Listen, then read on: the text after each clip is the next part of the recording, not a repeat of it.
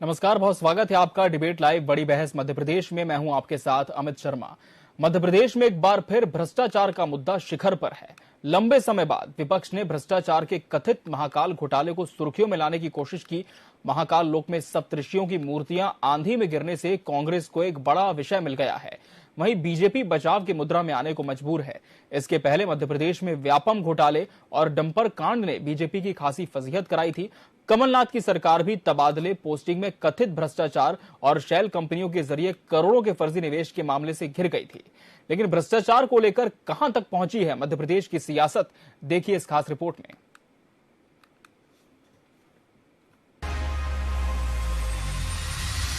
एक छोटे से बवंडर में सप्तऋषि की मूर्तियां टूट गई, जमीन पे पड़ी हुई हैं। ये सनातन धर्म का अपमान है। उसकी इन्होंने उस समय प्रशंसा की थी और उसको अच्छा माना था, तो आज क्या हो गया?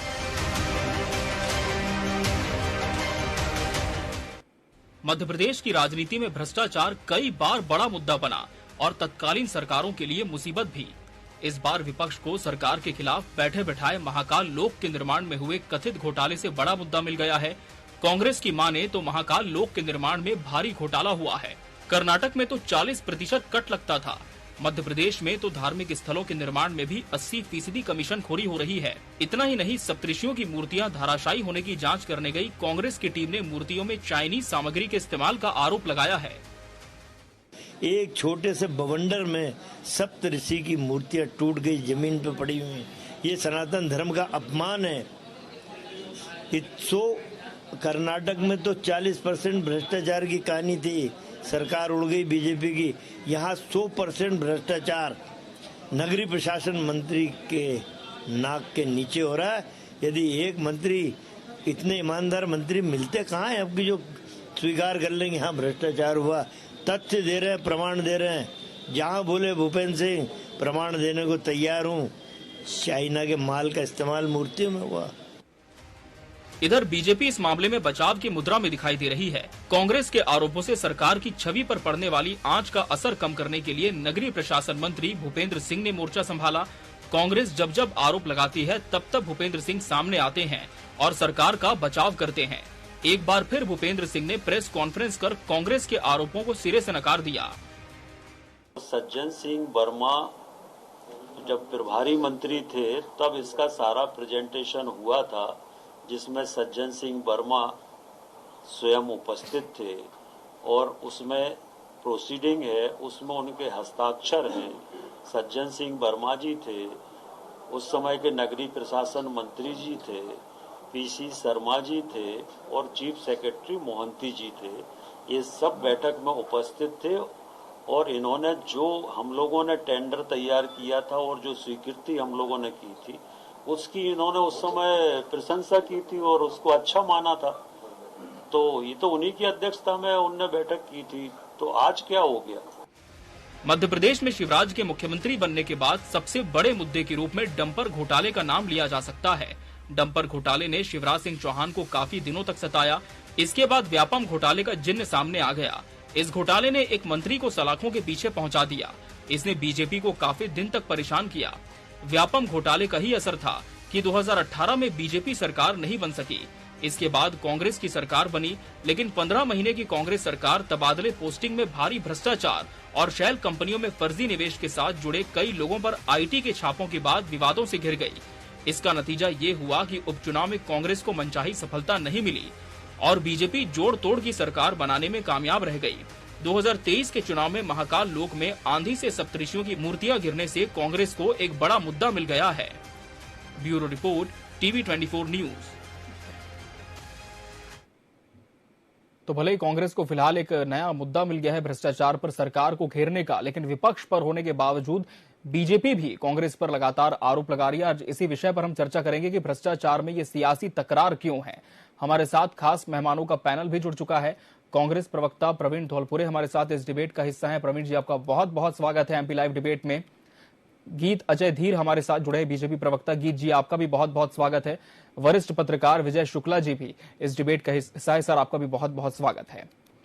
गीत जी, आपकी तो सरकार है, तो कहीं न कहीं विपक्ष होने के नाते कांग्रेस लगातार आरोप प्रत्यारोप का दौर शुरू कर चुकी है। अब जब से रविवार से ये पूरा मामला सामने आया है, अब तक इसमें बयानबाजी का दौर सिलसिलेवार तरीके से जारी है। हालांकि नगरीय प्रशासन मंत्री सामने आ चुके हैं, बयान भी दे चुके हैं, लेकिन इसके बावजूद पूर्व मंत्री सज्जन सिंह वर्मा ने जिस तरह से सरकार को घेरा है, इस पर आप क्या कहेंगे?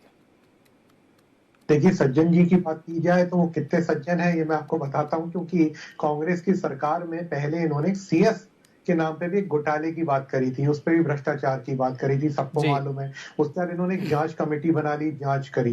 अब फिर देखिए, जांच कमेटी की जब रिपोर्ट आती तो उस टाइम पे इन्हीं के मंत्री थे जयवर्धन सिंह जी। कांग्रेस की 15 महीने की सरकार थी और विधानसभा में उन्होंने पटल पे बोला कि नहीं साहब, सीएस में किसी भी प्रकार का कोई भी घोटाला नहीं हुआ है। अभी हम उसी प्रकार से फिर उज्जैन में महाकाल लोक की बात करें तो यहाँ पर जो मूर्तियां टूटी हैं, देखिए एफआरसी की मूर्तियां जो हैं ये पूरे देश में ही नहीं विश्व में बनाई जा रही हैं, और एक जो गुणवत्ता की बात होती है, जिस गुणवत्ता की बनाई जा रही है उसी तरीके से तैयार की गई थी। ये कोई भारतीय जनता पार्टी का कार्यकर्ता या भारतीय जनता पार्टी का कोई नेता या मंत्री नहीं बना रहा है, ये पूरे देश का एक स्टैंडर्ड है। आजकल इसी तरीके की मूर्तियां बन रही है। दूसरी बात, ये मूर्तियां जो है, मैंने जैसा कि पहले भी कहा, टूटना दुर्भाग्यपूर्ण है, लेकिन ये वारंटी पीरियड में थी और अब जो व्यक्ति है, जो एजेंसी है, वो दोबारा इसको रिपेयर करके या कहीं से क्षतिग्रस्त मूर्ति को हम नहीं लगवा रहे हैं, दूसरी जो मूर्ति है वो बन के आएगी। एफआरसी की मूर्ति पूरे विश्व में लग रही है, ना केवल हिंदुस्तान या केवल उज्जैन में लगी है। फिर अब आप देखिए,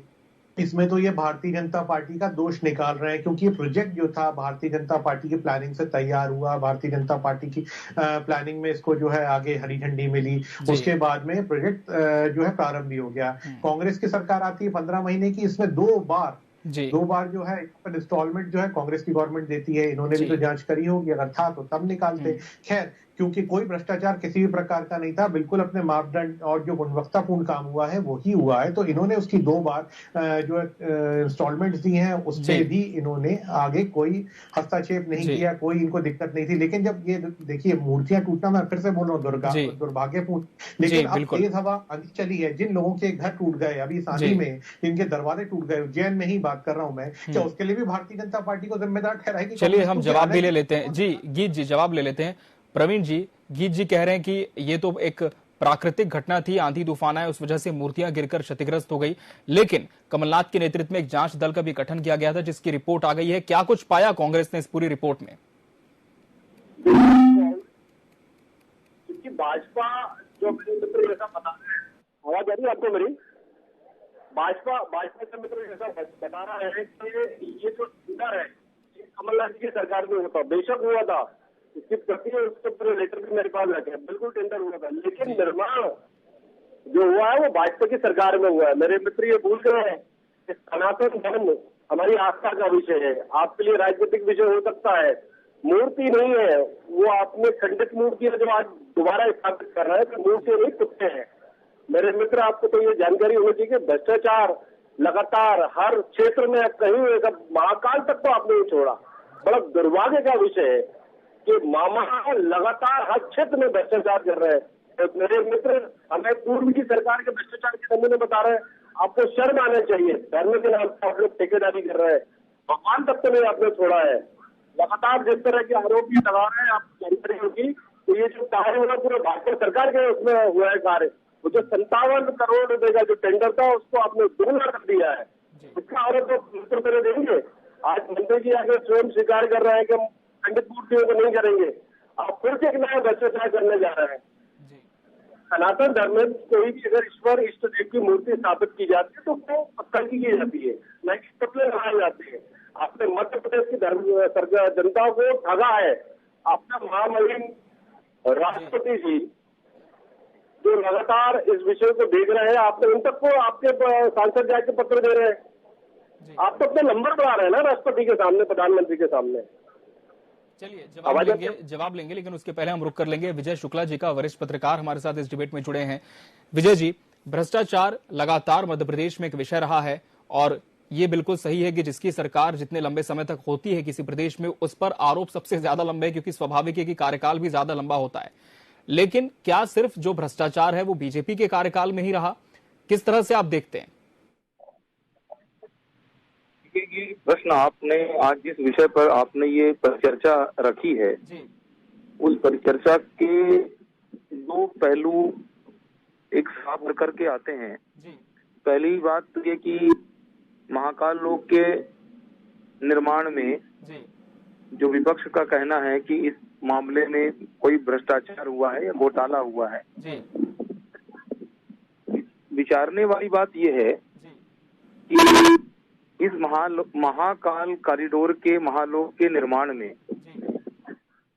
लगभग जो मुझे जानकारी है 800 कुछ करोड़ रुपए का ये पूरा कॉरिडोर है। 860 ऐसे कुछ करोड़ का बजट का ये पूरा प्रोविजन है इसमें 351 करोड़ के आसपास खर्च हुआ है अभी तक पहले चरण के अंतर्गत। और 8 महीने पहले ही इसका उद्घाटन प्रधानमंत्री जी द्वारा कराया गया। देखिए, आंधी और तूफान, ये बात सच है कि आंधी और तूफान के आगे किसी का जोर नहीं चलता और उससे जो क्षति होती है उस क्षति की आप परिकल्पना भी नहीं कर सकते, क्योंकि हमारे सामने बहुत सारे उदाहरण हैं आंधी तूफानों के, चक्रवाती तूफानों के, जिनके क्षति की गणना भी नहीं की जा सकती। ऐसे नुकसान भी होते हैं। यदि कॉरिडोर में 150 से ज्यादा जो मूर्तियां लगने की जानकारी है, उन मूर्तियों में 6 मूर्तियों के खंडित होने का ये प्रकरण, अभी जिस प्रकरण की बात हो रही है, ये मामला 6 मूर्तियों के खंडित होने का है। तो यह स्वाभाविक सी बात है कि अगर कोई आंधी और चक्रवात और इतनी जोर से कोई अगर तूफान चले और उसमें अगर 351 करोड़ की लागत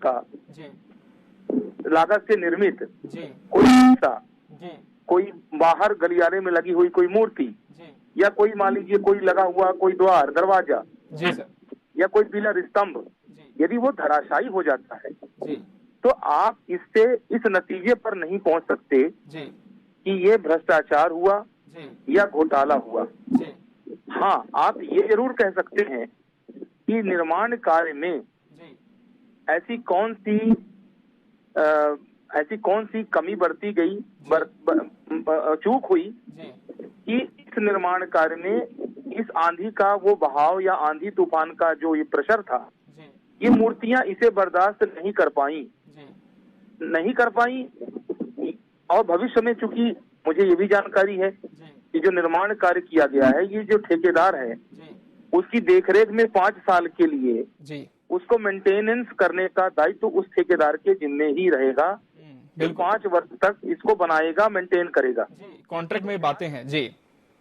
तो भ्रष्टाचार की जहाँ तक बात है, तो इस पे अभी जब तक कोई एक निर्णायक स्थिति नहीं हो जाती शासकीय स्तर पर, जो कमेटी है, जो गुणवत्ता की जो क्वालिटी जो चेक करती है जी सर, जब तक उसकी एक कोई ऑफिशियली जब तक कोई रिपोर्ट सामने नहीं आती तो हम केवल आंधी और तूफान से इस निर्णय पर हम नहीं पहुंचे, क्योंकि मैं भूपेंद्र सिंह जी को व्यक्तिगत रूप से जानता हूं, जो मिनिस्टर हैं, नगरीय प्रशासन मंत्री हैं भूपेंद्र सिंह जी। और आपको इस कार्यक्रम में चूंकि बहुत अच्छा विषय आपने लाया है, भूपेंद्र सिंह जी को व्यक्तिगत रूप से जानते हुए मैं ये बात कह रहा हूँ कि सिंहस्थ उज्जैन कुंभ की जिम्मेदारी भी उन्हीं के निगरानी सुपुर्द की गई थी, मुख्यमंत्री जी ने उनको दिया था। जी बिल्कुल। और महाकाल कॉरिडोर के निर्माण संबंधी, उद्घाटन संबंधी संपूर्ण जो दायित्व था वो भी भूपेंद्र सिंह जी के जिम्मे दिया गया था। और ये जिम्मा उसी को दिया जा सकता है जो मंत्री इस तरह के मामलों में संलिप्त ना हो रहे, क्योंकि ये छोटी छोटी परियोजना नहीं, बड़ी परियोजना है। बिल्कुल। तो जहां तक मंत्री पर भ्रष्टाचार का आरोप जो लगा रहे हैं, विपक्ष लगा रहा है, वो एक राजनीतिक मुद्दे की दृष्टि से विपक्ष का ये काम होता है कि वो सत्ता पक्ष को घेरे मुद्दे उठाए और मुद्दों पर बात करे, उसकी घेराबंदी करे। आपके पास आऊंगा मैं। जी। किंतु किसी मंत्री पर जब तक कोई एक क्वालिटी कंट्रोल रिपोर्ट जब तक नहीं आती है, तब तक इस बात को लेकर के हमें इस निर्णय पर, मेरी राय में थोड़ा अलग हूँ। मैं ये नहीं कह पाऊंगा कि इस मामले में मंत्री ने कोई भ्रष्टाचार या घोटाला किया। चलिए, तो विजय जी की बात से गीत जी बहुत आश्वस्त नजर आ रहे हैं, मंद मुस्कान भी उनके चेहरे पर है। लेकिन हम पहले रुक कर लेंगे प्रवीण जी का। प्रवीण जी आपकी बात पूरी करें, फिर हम गीत जी का रुक करेंगे। प्रवीण जी। देखिए, ये कांग्रेस के लिए ये राजनीति का विषय बिल्कुल नहीं है। जो सप्तऋषियों की मूर्ति गिरी है उसमें भ्रष्टाचार निश्चित रूप से दिख रहा है, ये प्रमाणित करने की आवश्यकता नहीं है। लेकिन जो टेंडर कांग्रेस सरकार में हुआ था, लेकिन जिसको अमली जामा पहनाया भाजपा सरकार ने, आज इन्होंने स्वीकार भी किया है कि महाकाल लोक का जो निर्माण की परिकल्पना थी वो कमलनाथ जी की सरकार की थी।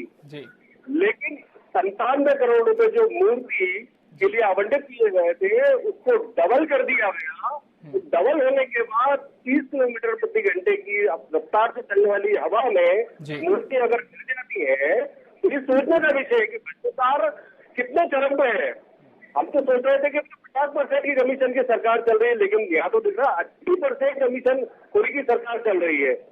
मित्र हमारे मुस्कुरा रहे हैं। मैं आपको बताऊं कि ये वही महाकाल है जो 2018 के पहले जो कुंभ में आपने भारी भ्रष्टाचार किया था, उसी के कारण आपकी सरकार गई। पुनः एक बार फिर आपकी सरकार आपने भगवान तक को भ्रष्टाचार में नहीं छोड़ा है।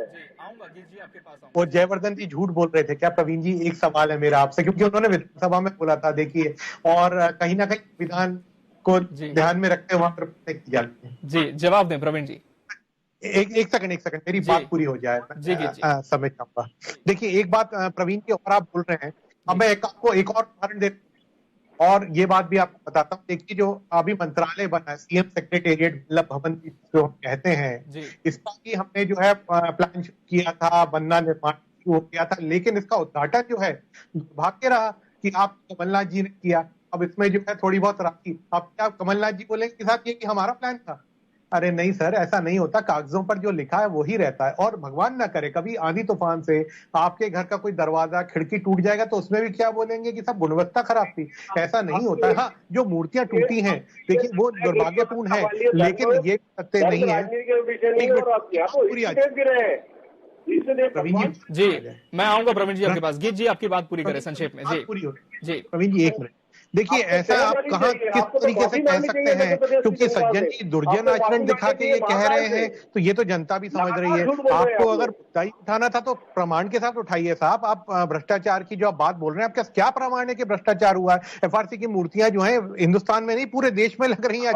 जिस मटीरियल से मूर्ति बनी है वो केवल हिंदुस्तान में नहीं या सिर्फ मध्य प्रदेश में नहीं बन रही, पूरे वर्ल्ड विश्व की बात कर रहा हूँ। आज एक स्टैंडर्ड है, इंटरनेशनल स्टैंडर्ड है, उसी के अधीन वो बनाई गई है। और जहां तक की गुणवत्ता की बात आती है तो वो भी जांच करवा ली गई है। माननीय मंत्री ने स्वयं बात बोली है, हम तो बोल नहीं रहे। लेकिन आप जो अब एक तो सनातन धर्म की बात कर रहे हैं, सनातन धर्म का प्रेमी होने के बाद में कमलनाथ जी केक बना के काटते हैं भगवान जी के नाम पर, और हनुमान भक्त बोलते हैं अपने आप को, उन्हीं हनुमान जी के नाम पर केक काटते हैं। फिर आप भ्रष्टाचार की बात कर रहे हैं तो साहब रौतेल पुरी जी के बारे में भी तो थोड़ा याद करिए।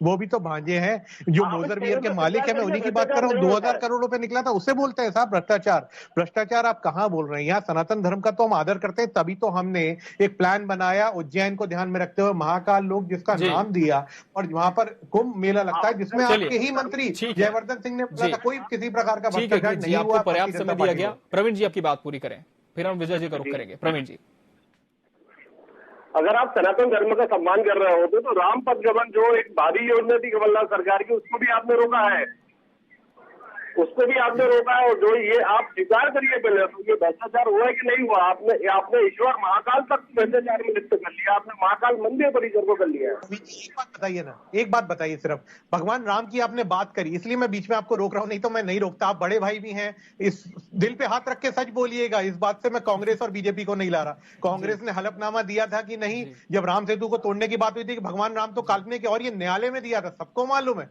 तो भगवान राम को जो काल्पनिक बोल रहे हैं, भगवान के ऊपर जिनका भरोसा ही नहीं है, और वो आज बात कर रहे हैं सनातन धर्म, ये तो विश्वास नहीं करेगा कोई भी व्यक्ति। ये तो भगवान श्री राम काल्पनिक हैं, ये तो हलफनामा आपकी खुद कांग्रेस पार्टी से की आई थी माननीय न्यायालय में, और आप आज बात कर रहे हैं सनातन धर्म की और भगवान राम की। अरे ये तो शोभा नहीं देता, ये तो निंदनीय है साहब। इस प्रकार का दो मुंहा चेहरा क्यों? क्या जनता मूर्ख है? नहीं साहब, मेरे मध्य प्रदेश की, मेरे देश की जनता बहुत समझदार है, और हम उसी स्टैंडर्ड्स पे काम कर रहे हैं जो इंटरनेशनल स्टैंडर्ड्स हैं। निश्चित रूप से भ्रष्टाचार की कोई बात नहीं, अगर है तो आप भ्रष्टाचार का प्रमाण दीजिए। जी, प्रमाण क्या देगी कांग्रेस इस भ्रष्टाचार का? प्रवीण जी, मुझे बड़ा आश्चर्य हो रहा है कि मेरा नाम प्रवीण गोल्फ है, मैं सनातनी परंपरा का पैदा हुआ परिवार कुल का बेटा हूँ, और मेरी आस्था नहीं है, मेरे रक्त में श्री राम रहते हैं। हमारे जो स्वयं प्रदेश अध्यक्ष हैं आदरणीय कमलनाथ जी, वो हनुमान भक्त हैं, वो वो हनुमान भक्त आप देखिए, आप कभी छिंदवाड़ा जाके देखिए कितनी विशाल काय मूर्ति बनी कर रखी है, हजारों आंधियां तूफान आती है। ये पूछ रहे हैं कि भ्रष्टाचार अगर कांग्रेस को लग रहा है तो कांग्रेस इसका क्या प्रमाण देगी साबित करने के लिए कि भ्रष्टाचार हुआ है? प्रमाण दिया है, कल हमारी जांच एजेंसी गई थी, आज हमारी मीडिया विभाग के लोगों ने सबने प्रस्तुत किया है, प्रमाण पूरे दे रखे हैं, कितना भ्रष्टाचार हुआ है, मूर्ति निर्माण करने वाले लोग गए थे और क्या मटेरियल उन्होंने यूज किया है वो सब बताया गया है। और हम लोग कल स्वयं पूरे मीडिया विभाग के लोग महाकाल प्रवीण जी, कांग्रेस ने प्रमाण दे दिया है, लेकिन लगता है कि जी बीजेपी तक वो प्रमाण पहुंच नहीं पाया है। आप ही एक बात बताइए, कांग्रेस जो है मन चाहे अनर्गल बातें कर रही है, मन चाहे प्रमाण लेके आ रही है। मैं बोल रहा हूँ कि इंटरनेशनल स्टैंडर्ड्स के अनुसार ही वो मूर्ति बनी है, कोई सरकारी प्रमाण है। कांग्रेस पार्टी को विश्वास कौन करेगा? इनकी राहुल गांधी जी बोलते हैं कि कमलनाथ जी चेहरा नहीं है, इनके गोविंद सिंह जी अलग बात बोलते हैं, और यहाँ ये मूर्ति और सनातन धर्म की बात बोल रहे हैं। मेरे बड़े भाई की बात बोल रहे हैं प्रवीण जी कि मैं सनातन धर्म की हूँ। प्रवीण जी, आपको साबित करने की आवश्यकता नहीं, खास करके मेरे या भारतीय जनता पार्टी के अंदर साबित करने की आवश्यकता नहीं है। आप जो सवाल उठा रहे हैं जनता देख रही है, क्योंकि मूर्तियों की जब मैं बात कर रहा हूँ जनता देख रही है, सर महाकाल ऊपर से देख रहे हैं आपको। तो आपदा सुनिए तो सही, अगर कोई आपदा आ रही है और क्षतिग्रस्त हुई, हम उसको रिपेयर नहीं करवा रहे हैं, हम उसको जुड़वा नहीं रहे, नई मूर्तियां, क्योंकि वारंटी में नई मूर्तियां लग रही है, क्षतिग्रस्त मूर्तियों को दोबारा से रिपेयर करके नहीं लगाया जा रहा। और जल्दी से हम विजय जी का रुख कर लेते हैं, हमारे साथ लगातार लंबे समय से जुड़े हैं। विजय जी, दोनों पक्षों को आपने सुना, दोनों की अपनी अपनी दलीलें हैं, लेकिन एक वरिष्ठ पत्रकार के तौर पर इस पूरी घटना को जिस तरह से आपने बयां किया है, निश्चित तौर पर कॉन्ट्रैक्ट में कुछ चीजें हैं, अब शासन प्रशासन उस पर काम भी कर रहा है, मगर जो टाइमिंग है इस पूरी घटना की और इसे जिस तरह से अब खींचा जा रहा है, क्या आपको लगता है ये सब सिर्फ इसलिए क्योंकि अब इस साल के आखिर में मध्य प्रदेश में चुनाव भी होने हैं और विपक्ष को कहीं ना कहीं एक बड़ा मुद्दा सरकार को घेरने का इससे मिल गया है? राजनीति में अब दुख की बात यह है कि राजनीति में अब धर्म भी एक मुद्दा हो गया है, जबकि धर्म को मुद्दा नहीं बनाया जाना चाहिए। मैं पर्टिकुलर इस घटनाक्रम को लेकर के नहीं कह रहा हूँ, मैं और भी जो घटनाक्रम इस देश में हुए हैं उनको लेकर के मैं इस पर ये बात कह रहा हूँ। दूसरी बात, जो महत्वपूर्ण बात है, जो धौलपुरे जी ने भी एक बात कही है, वो बात जायज है। जायज इसलिए है कि अगर मूर्तियां आपने सप्तऋषि ऋषियों की अगर बनाई हैं, प्रतीकात्मक मूर्तियां बनाई हैं, तो बेहतर ये होता कि ये कहा जाता कॉन्ट्रैक्टर से कि इन मूर्तियों का निर्माण जो हो वो ठोस हो, यानी पत्थर की अगर शिला से ये मूर्ति बनाई जाती तो ये मैं प्रवीण जी की बात ये मुझे थोड़ा ठीक लगती है, व्यवहारिक लगती है कि अगर मूर्तियों का, क्योंकि सप्तऋषि का अपने सनातन धर्म में एक बहुत बड़ा आदर है, बहुत बड़ा सम्मान है जी सर, तो उस पर ये जरूर है कि जो लापरवाही जो बरती है उस लापरवाही के लिए आप उसको कारण बताओ आप दे सकते हैं, उसको पनिशमेंट दे सकते हैं, ये बात भी एक बार मानी जा सकती है, कही जा सकती है, विचार किया जा सकता है। किंतु किसी घटनाक्रम को लेकर जो प्राकृतिक आपदा से कोई चीज हो, कल मान लीजिए तो उदाहरण के तौर पर यदि अगर किसी के घर पर या किसी गांव में आप देखते हैं ओलावृष्टि होती है, आए दिन ओलावृष्टि की घटनाएं हो रही हैं जी सर, तो अगर विपक्ष सत्ता पक्ष को मुद्दा बना दे और सत्ता पक्ष को घेरे कि ये ओलावृष्टि हो रही है, ये ज्यादा बर्फ इसलिए गिर गई क्योंकि इसमें कुछ घोटाला हुआ है, बर्फ गिर गई, ज्यादा ओले गिर गई। मुझे लगता है इस तरह की राजनीति से परहेज बरतना चाहिए।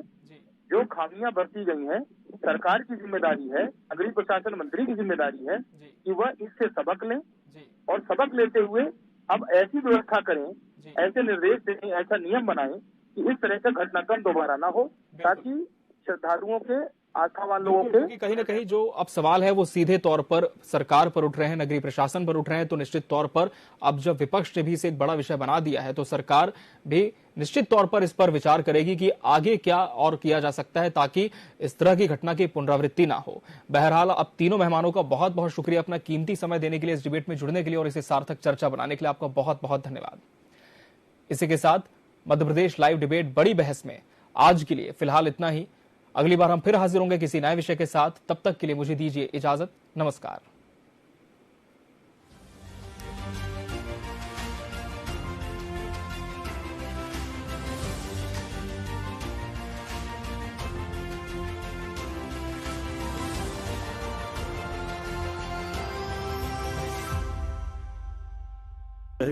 पग पग सुशोभित ये अनूठा